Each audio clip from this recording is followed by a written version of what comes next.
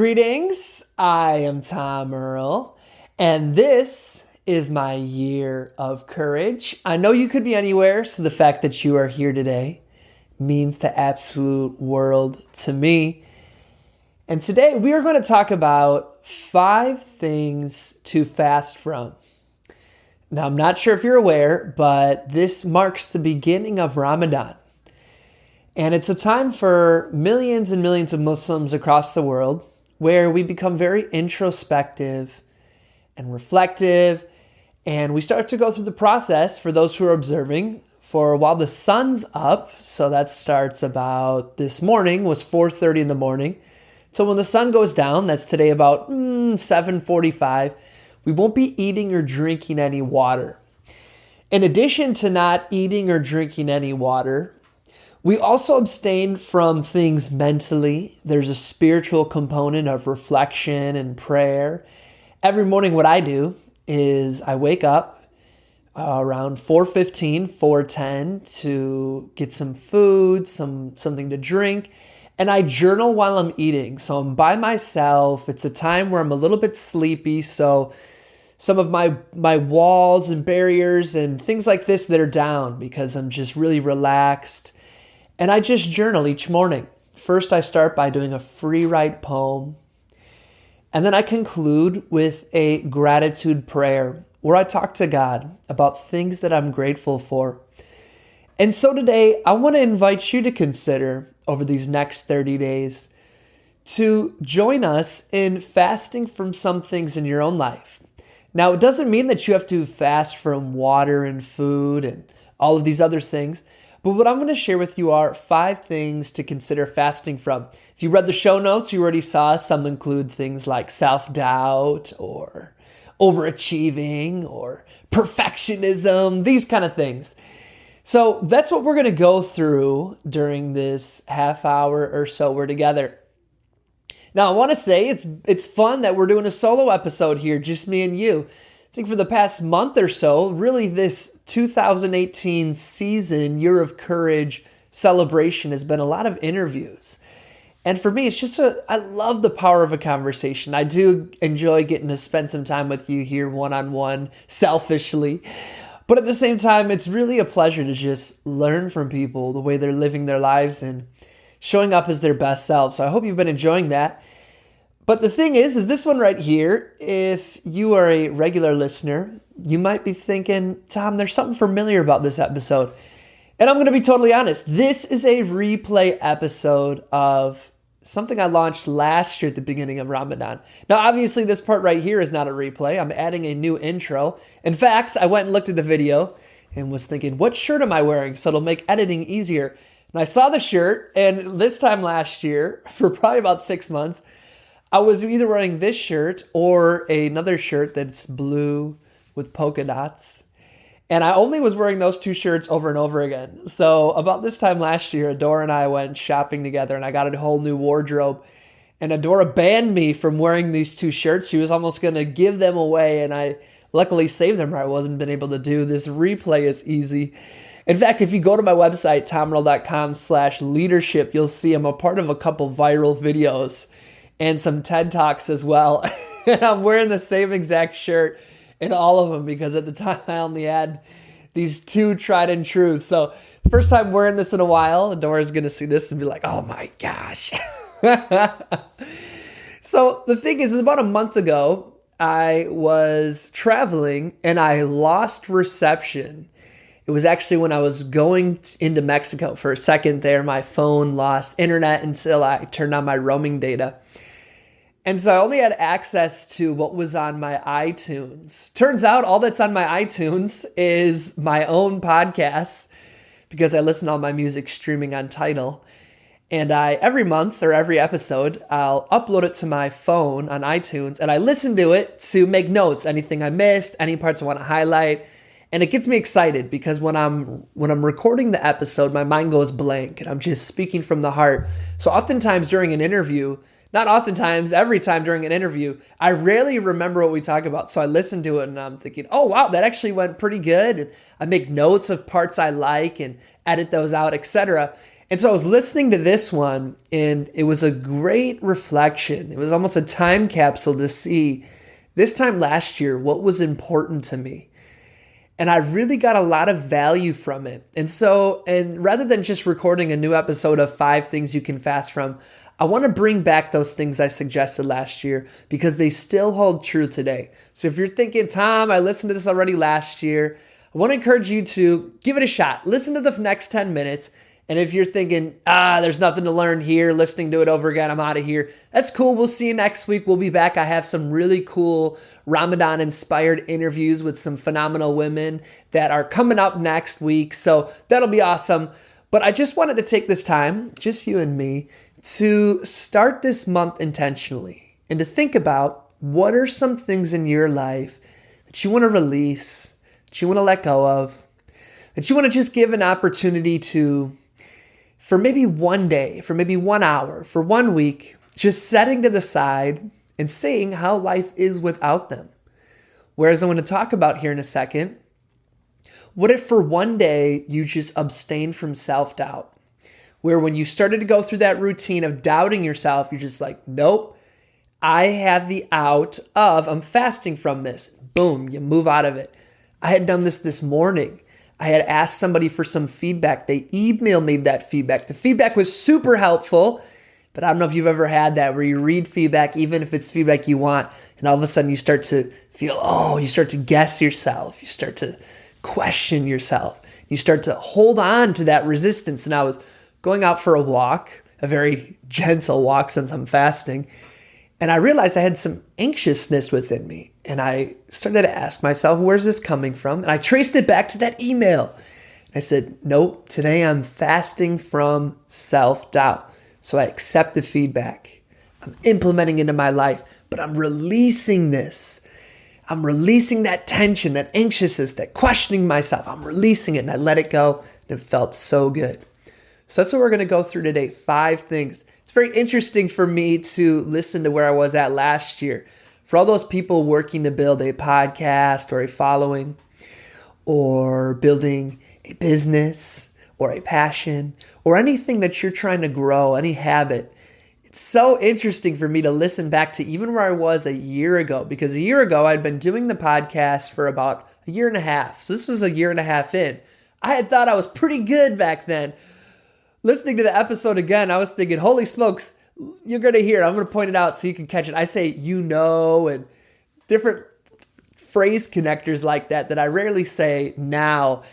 And I'm so much more relaxed in front of the camera recording to you. I feel I've gotten more conversational, that it feels like we're in the same room right now.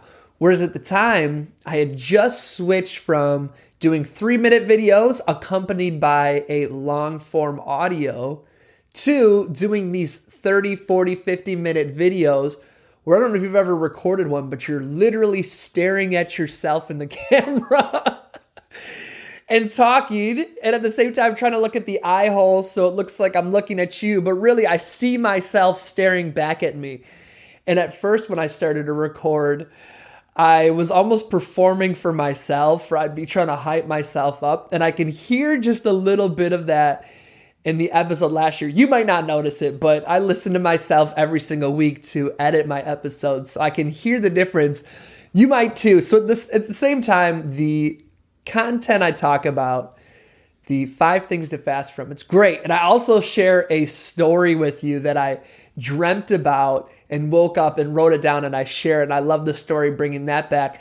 But at the same time, it's really fun to look back and see where we're at a year ago, 2 years ago, if you have the Facebook thing that brings up the memories.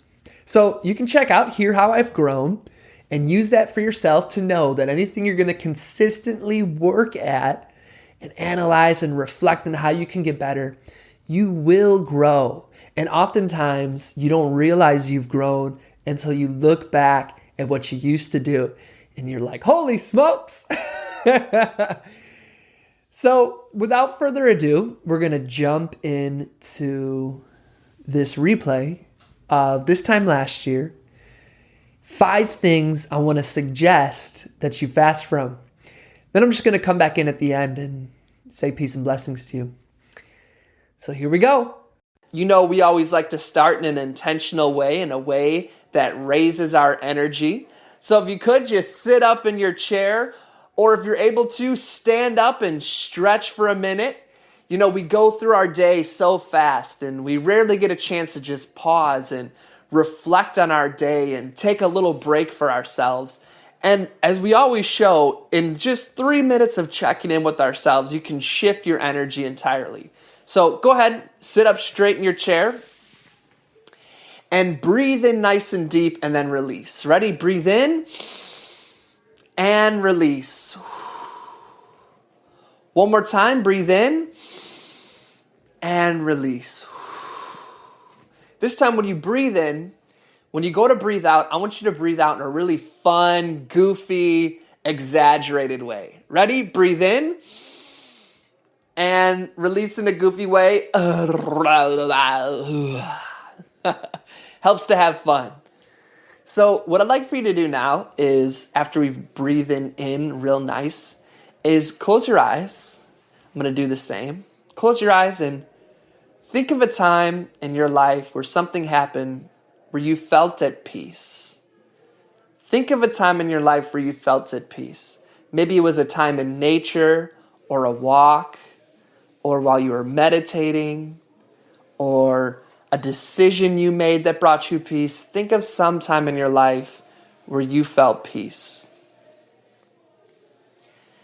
Next, I want you to think of, when was a time in your life where something happened that made you laugh out loud? You laughed out loud. My go-to is always the Mindy Project. Something that happened there always makes me laugh. But right now I'm thinking of something that happened on Guardians of the Galaxy. So think of something that made you laugh out loud. Next, when was a time you were with friends, family, or somebody you loved, and it was just awesome? Think of a time like that. I'm thinking of my friend. She had a housewarming party recently, and it was just real nice seeing her so happy and being with a bunch of people who were awesome. Lastly, I want you to think of, when was a time where you had a goal, where you set a goal, and lots of obstacles and things came in your way, but you pushed through it. You kept going. Think of that time. If you can't think of something, think back to maybe when you got your driver's license, or a test you passed, or the first time you learned how to tie your shoes, something like that. Okay? Take those memories with you. Breathe in deep one more time. Let out that breath. And open your eyes. There we go. 2 minutes. We were able to shift our energy just with our mind, thinking of something positive, thinking of something happened that made us joyful or laughed out loud. And that's the power of our mind. That's the power of when we make a decision. And so what we're going to talk about today is, what are 6 things you can fast from? F-A-S-T. What are 6 things you can fast from that can harness the power of your mind, harness the power of your discipline, and it'll bring you joy? And in case you've never heard this word before, fasting. Fasting is where you abstain from something, where you go without it. For instance, Christians during Lent, they fast on Fridays from meat. Or, like I said, as Muslims during Ramadan, which is our 9th month of the lunar calendar, we fast from food and water while the sun is up, and then break our fast when it goes down. So in addition to food, we're going to talk about 6 things. So let me start with the story. So get yourself comfortable. This is a story I thought of this morning. So there was this young girl, her name was Fatima, and she was born in this magical place far, far away. So in Fatima's town, what was really honored, what people really valued, was how fast you could talk. If in a 10-second period you could speak as many words as possible, you were considered to be super awesome. It's what everybody valued. People would come from miles around to hear people who could fit hundreds of words into a 10-second period and still do it in a way that was understandable. That was what was honored and where she was from.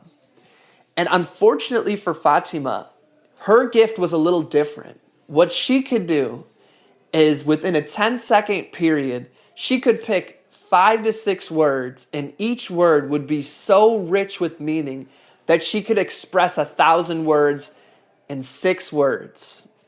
Except in her town, that's not what people are looking for. They wanted lots of words in a short period of time rather than a few words. So her whole life, as she was going through school and all of those things, some people were mean to her and would bully her and tell her it's stupid, that she can't really fit in. And some people were just neutral, but she never really received encouragement except from her parents. And her parents would tell her, you can do this. You have something within you.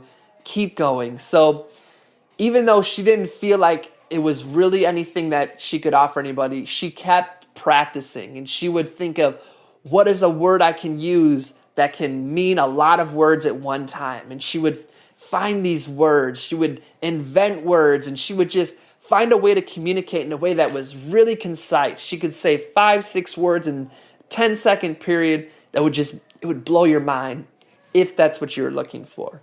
But unfortunately in her town, it wasn't. So she figured out when she got old enough, I can stay here and always feel like I don't belong. Stay in a place where my gifts, I feel like they're more of a curse. Or I can go out and learn. So she said, I'm going to go out and I'm going to learn, how can I speak a lot of words in a short period of time like the people in my town? She thought maybe there's somebody who can teach me how to do this because I just can't figure it out.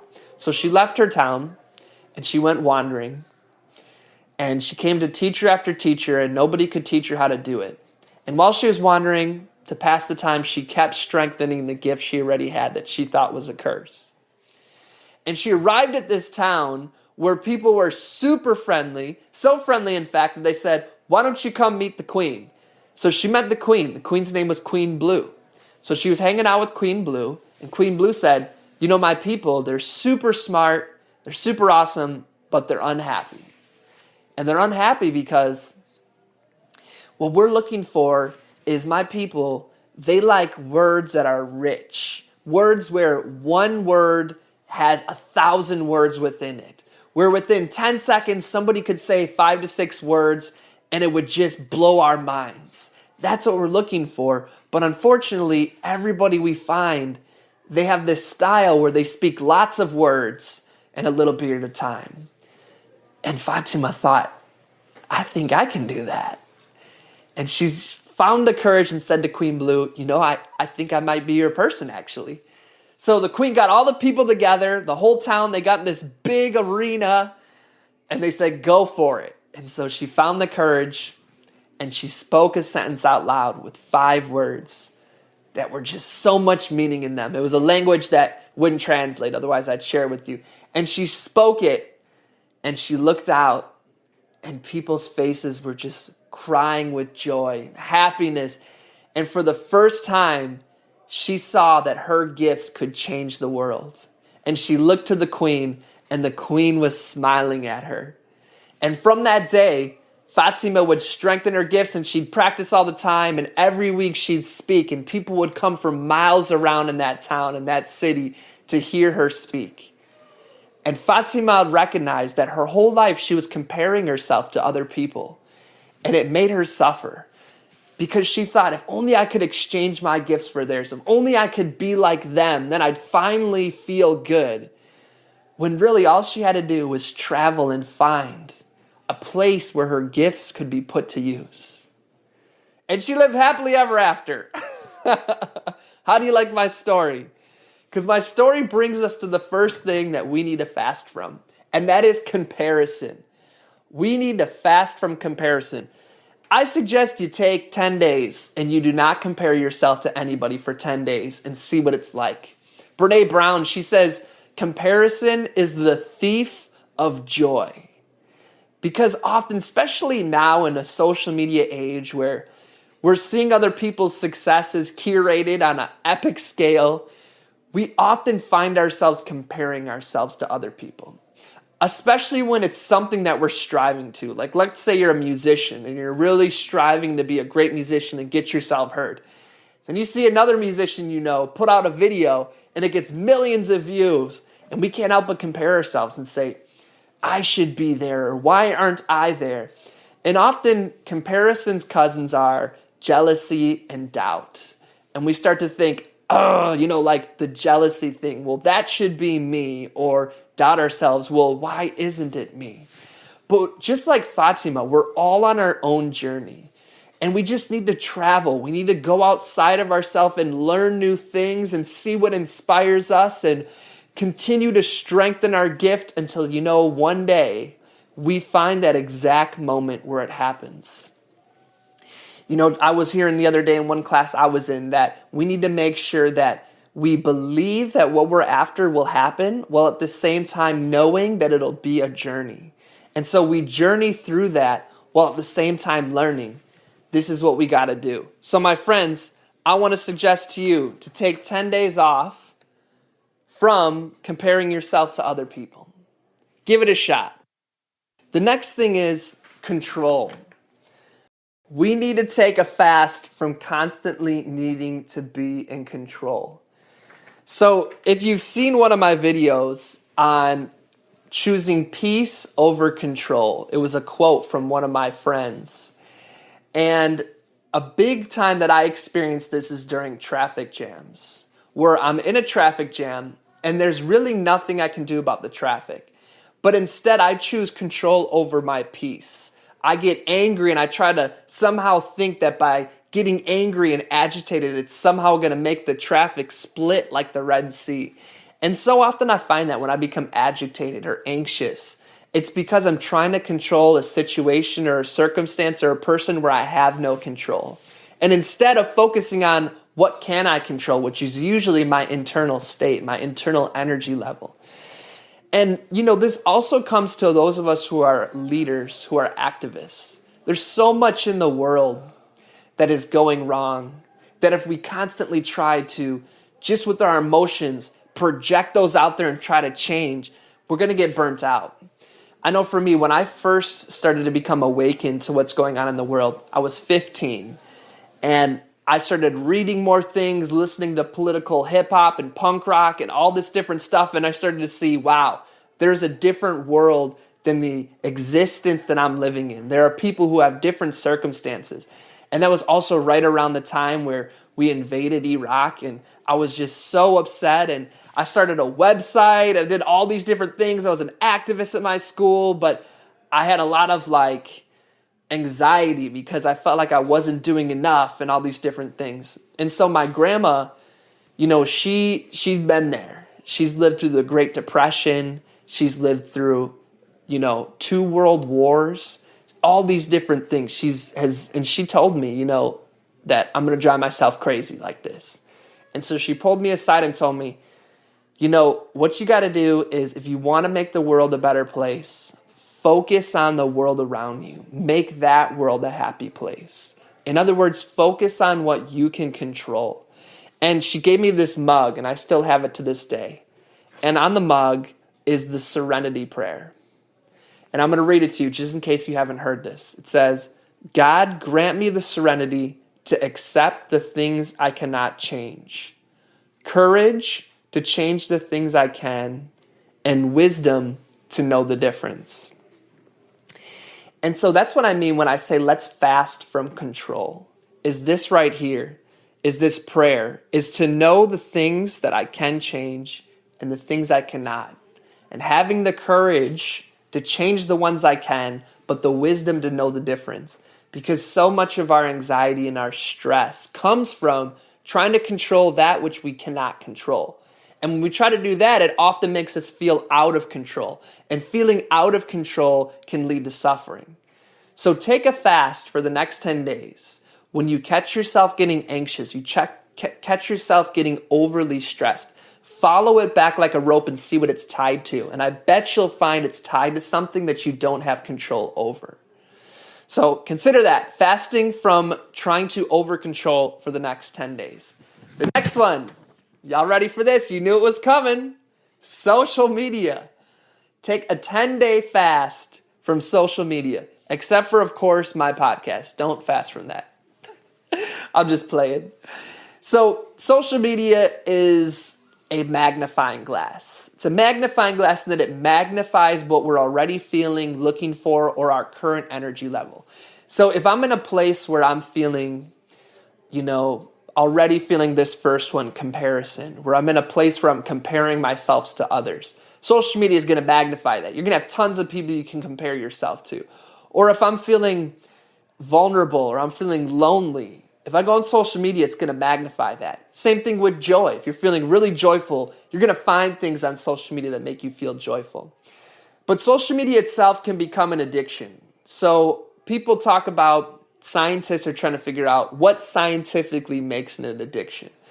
And when I say addiction is that I have this one friend, and whenever we go out to eat, I love being with her.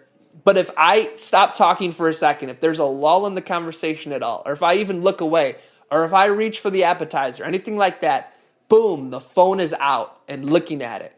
Or she has a million notifications on. So if any of her notification goes off, even if I'm in the middle of a heart-wrenching story, I'm like, this happened, and then, this thing I never told anybody. Oh, hang on. Boom, the phone is out. And it's just hard, And the thing about it is, I don't think it's even a choice anymore. I don't think that there's a conscious choice of, you know what? I want to know what's on my timeline. It's a need where it overrides your ability to make a decision. The phone comes out, I got to be on it. And so anything in life that's no longer a choice, where it's you have to do it, that's where people say an addiction. And there's no judgment on that. It's not saying you're a bad person because you're addicted to social media. So scientists are trying to figure out what about it is addicting. So you might have heard this, where they say what they believe it is this chemical called dopamine. And there's a lot of conversations about what is dopamine. So a lot of people used to say, well, dopamine is the happiness chemical or the achievement chemical. But they're getting a lot of clarity in that. What they're saying dopamine is it's a chemical in your brain that's released when you seek something out. Or it's a reward for trying to find something or trying to discover something. That's what dopamine does. So for instance, as we're developing as human beings, species-wise, if you were to go out and try to solve a problem, dopamine will be the chemical that's released that rewards you and teaches your brain that, hey, when you go out and you search for food, I'm going to chemically tell you that it feels good so that you learn it's good to go search for food. It's that how many people here feel when you start something that you need to finish it? Or how many people feel if there's a problem that comes up, like let's say you get a phone call and somebody says, hey, this thing just happened. How many people here, raise your hand, feel like I want to solve this now? I don't want to put it off till next week. I want to solve this now. If you're one of those people that feels that, that's dopamine going off in your brain. You want that dopamine reward for going for it and closing the loop. So you go for it and you solve the problem, done. That's dopamine. It rewards you for seeking, and then you seek and you finish it, and boom, the reward is going off in your mind. So if that's what dopamine is, scientists are saying that social media is like a dopamine landfill. Because if you're seeking something, well, you can just go on social media and scroll and scroll and scroll and scroll, and there's a never-ending amount of information. And it's also, you put yourself out there. So you post something on social media. Well, now you've created the expectation or the possibility of something to happen. So let's say I post some post, right? Now there's a chemical going off in your mind that's anticipating that people might like it, that people might heart it, that people might reshare it. So that chemical goes off in your brain, and then you start hoping and waiting chemically for people to like it. And each time they do, it reinforces in your mind chemically that this was a good thing. So now you're finding chemically, hey, I need that dopamine rush. And so boom, you post or you look or you're searching it through just social media. And that's not to say that dopamine itself is bad. Dopamine is totally essential to your life. Seeking is essential to your life. Just like social media is not, I'm not trying to paint it as all bad, but when it's no longer a choice, when anytime there's anything remotely awkward, like you're standing in an elevator or you're in a long line or anything like that, what we used to do is pause and think, or pause and be bored, or pause and just deal with the awkwardness by head nodding to somebody. And all of those things are just as important as your life as going on social media. So we want to balance, right? The year of balance. We want to balance between having some times where you're bored or having some times where it's awkward with constantly having the escape of social media. So my suggestion is pick one day of the week. Mine is usually Sunday. Pick one day where you put your phone on airplane mode and you do not check social media at all. At all. You don't post. You don't do anything like that. Just try it. I promise you, it's going to be tough at first, but you'll appreciate it. And if you really can, whenever I go on vacation, I have times of the year, about 3-4 times of the year, where I'll take 4 days, like a Thursday through a Monday, and I'll put my phone on airplane mode for those entire 4 days. And at first, like, you go through a little detox. You're wondering what's going on in the world and all this, and you want to tell people how awesome it is to not be on social media. And then by the second day, the third day, the fourth day, it feels good. You don't have to wonder. And you also find that you get that dopamine reward by seeking other things, like a book, like a conversation with family, like a TV show. And I know lots of people are going in hard on how terrible social media is.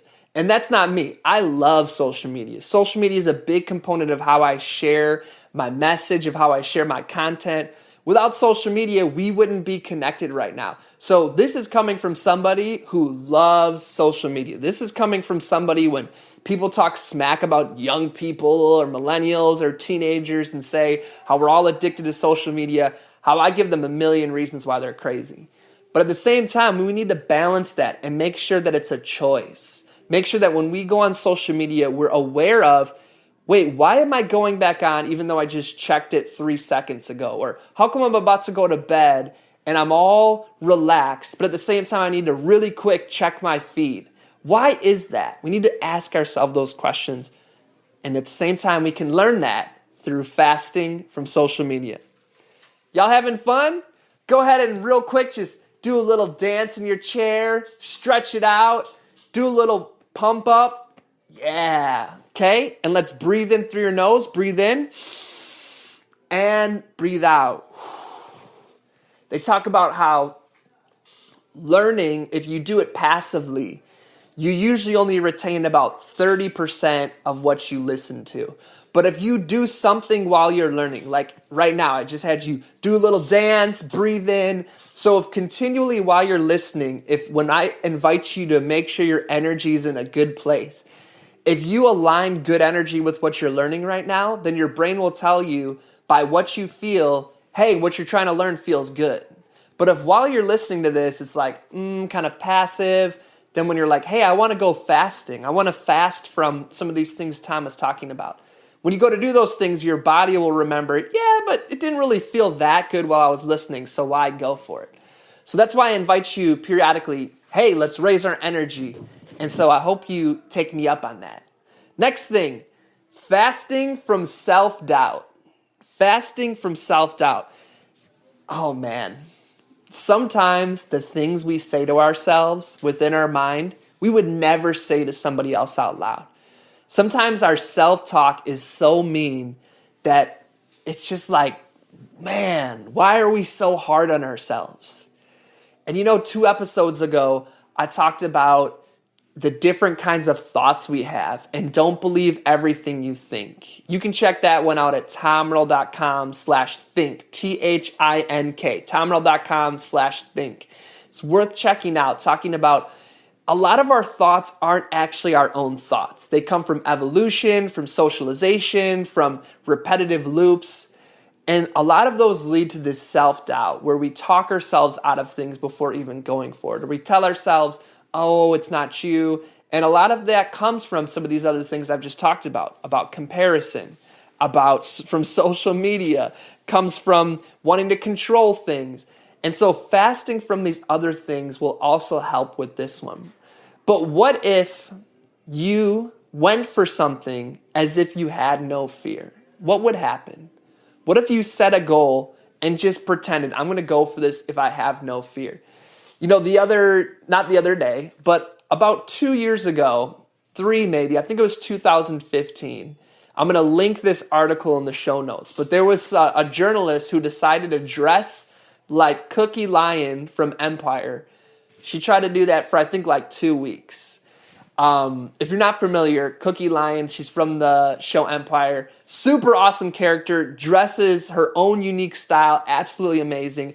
But she'd be described as somebody who has awesome confidence and someone who, no matter what she comes up against in business and creativity, she will push through it like a lion and she will make it happen. And she has this awesome confidence. So a journalist said, I'm going to dress like Cookie Lion for 2 weeks and see what happens.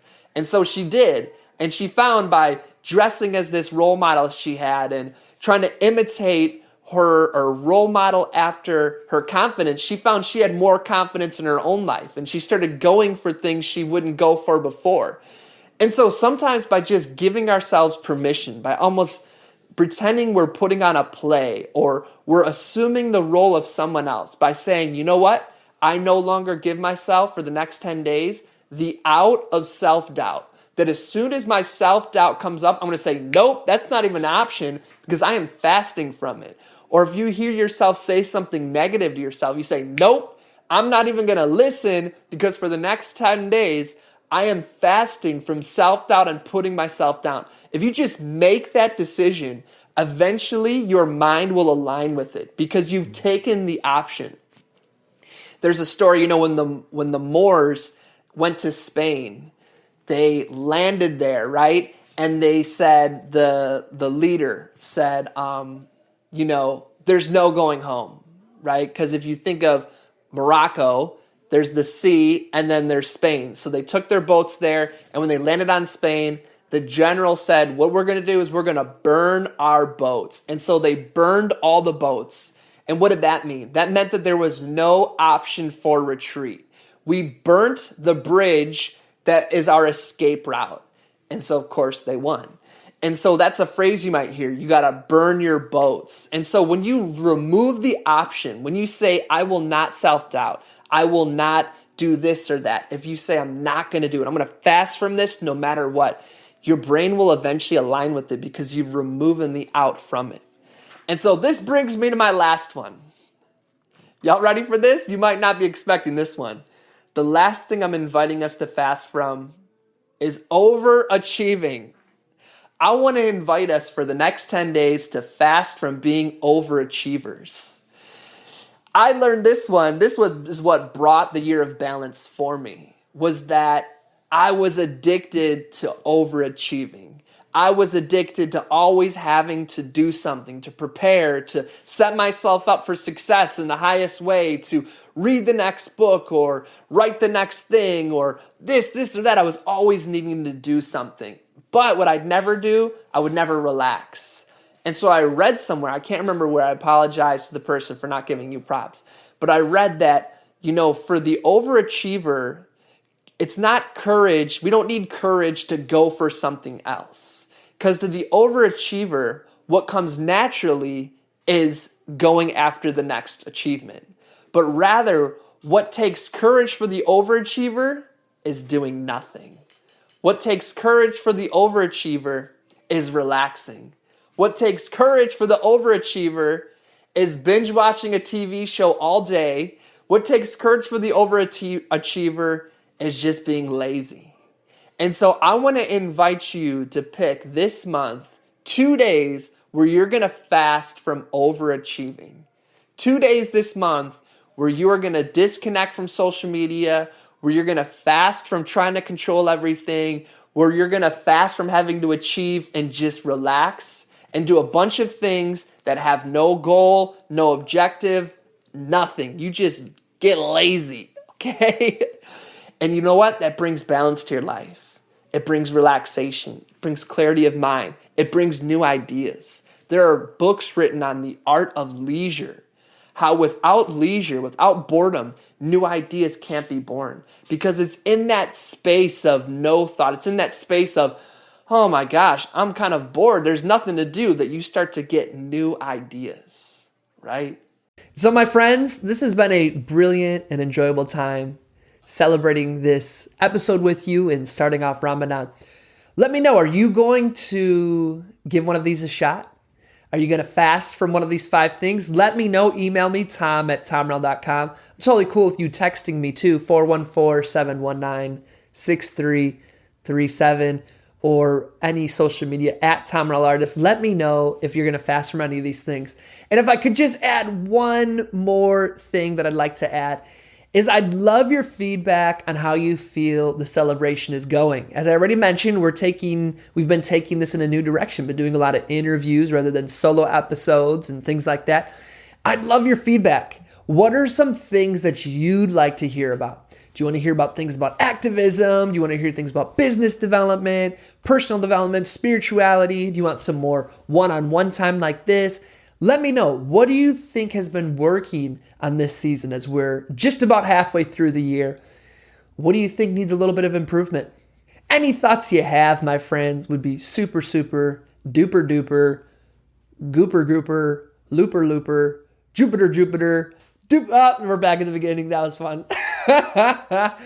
Helpful. That's where I was getting. So let me know. Text, email, social, all of it.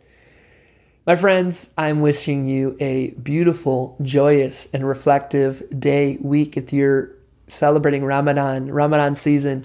If you're taking these next 30 days to be intentional, these next 30 days and life in general, as always, wishing you peace and blessings. One more thing. I'd love to continue the conversation.